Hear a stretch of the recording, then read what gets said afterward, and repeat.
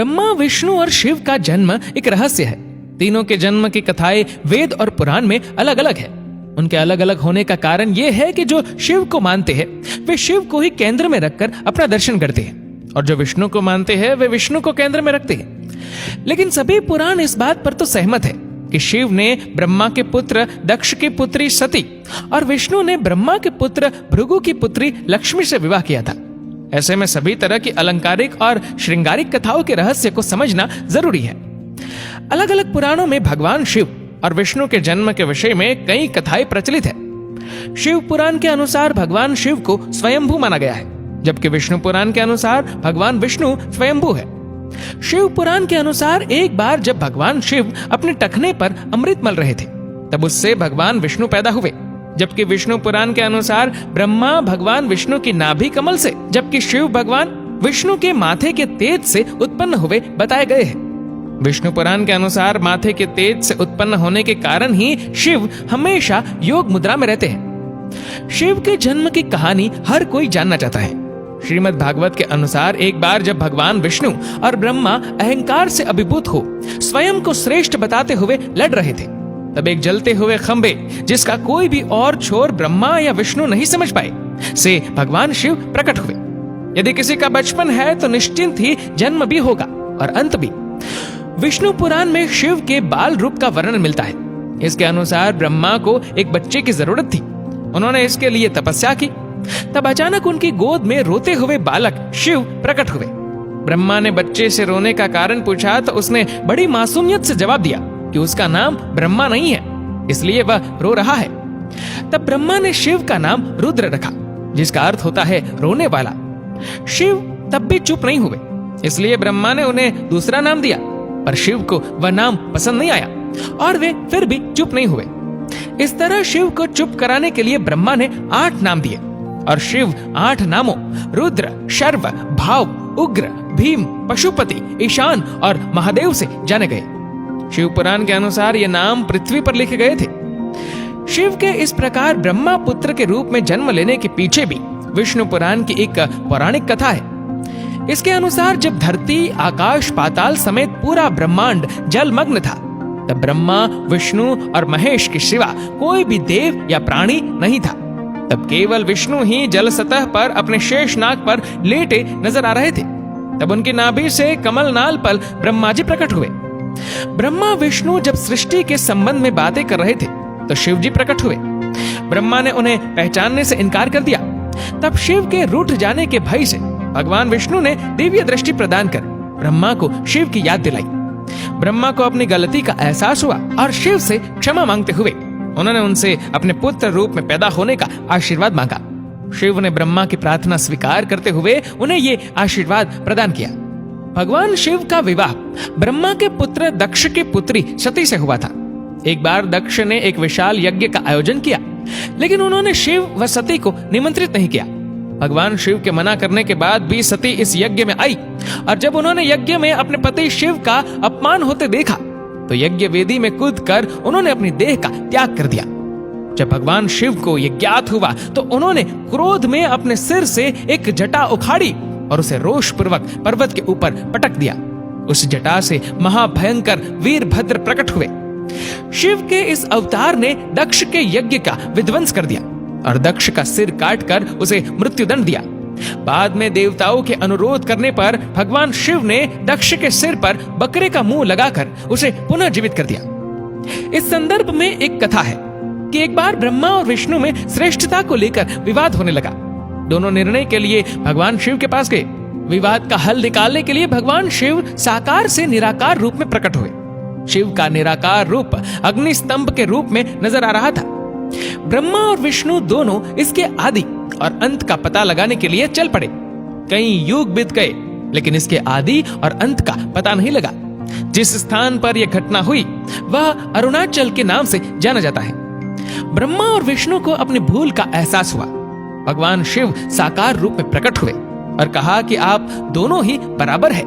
इसके बाद शिव ने कहा कि पृथ्वी पर अपने ब्रह्म रूप का बोध कराने के लिए मैं लिंग रूप में प्रकट हुआ, इसलिए अब पृथ्वी पर इसी रूप में मेरे परम ब्रह्म रूप की पूजा होगी।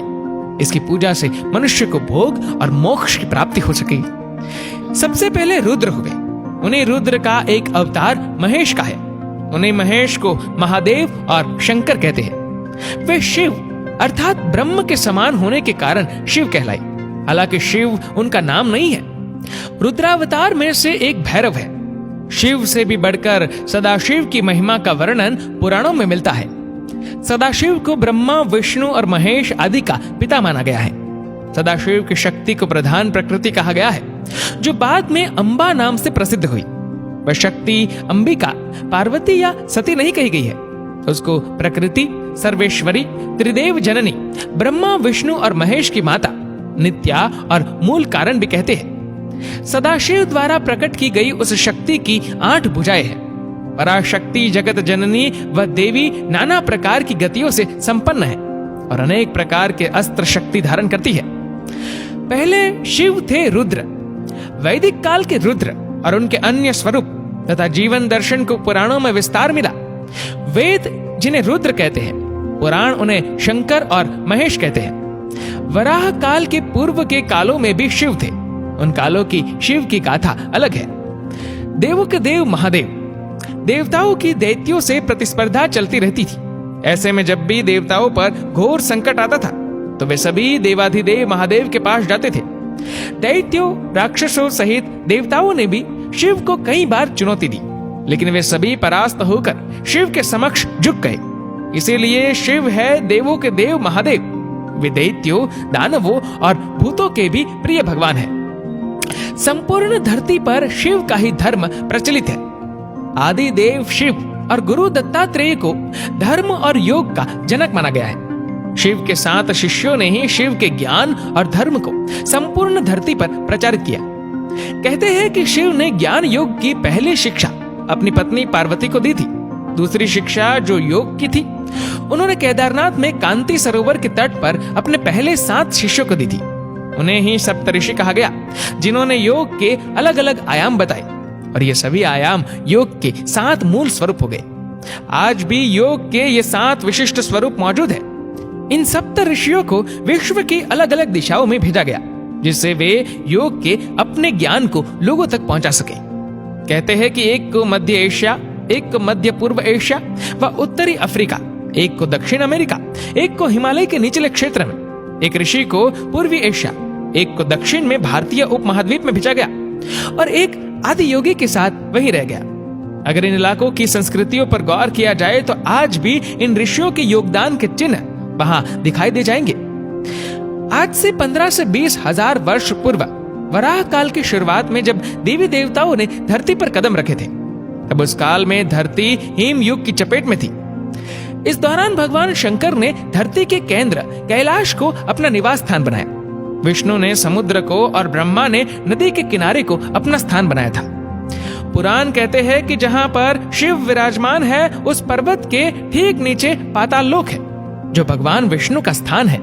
शिव के आसन के ऊपर वायुमंडल के पार क्रमशः स्वर्गलोक और फिर ब्रह्मा जी का स्थान है, जबकि धरती पर कुछ भी नहीं था। इन तीनों से सब कुछ हो गया। वैज्ञानिकों के अनुसार तिब्बत धरती की सबसे प्राचीन भूमि है और पुरातन काल में इसके चारों ओर समुद्र हुआ करता था। फिर जब समुद्र हटा तो अन्य धरती का प्रकटन हुआ और इस तरह धीरे धीरे जीवन भी फैलता गया। सर्वप्रथम शिव ने ही धरती पर जीवन के प्रचार प्रसार का प्रयास किया, इसलिए उन्हें आदि देव भी कहा जाता है। आदि का अर्थ प्रारंभ। शिव को आदिनाथ भी कहा जाता है। आदिनाथ होने के कारण उनका एक नाम आदेश भी है। इस आदेश शब्द से ही आदेश शब्द बना है। नाथ साधु जब एक दूसरे से मिलते हैं तो कहते हैं आदेश। शिव के अलावा ब्रह्मा और विष्णु ने संपूर्ण धरती पर जीवन की उत्पत्ति और पालन का कार्य किया। सभी ने मिलकर धरती को रहने लायक बनाया और यहाँ देवता, दैत्य, दानव, गंधर्व, यक्ष और मनुष्य की आबादी को बढ़ाया। दोस्तों, इस वीडियो को लेकर आपकी क्या राय है, नीचे कमेंट करके जरूर बताएगा। और अगर आपको वीडियो अच्छा लगा हो तो इस वीडियो को लाइक करेगा, शेयर करेगा ज्यादा से ज्यादा लोगों तक। और ऐसी ही और भी स्पिरिचुअल वीडियोस के लिए सब्सक्राइब करें हमारे यूट्यूब चैनल को और फेसबुक पर फॉलो करें हमारे पेज को। धन्यवाद।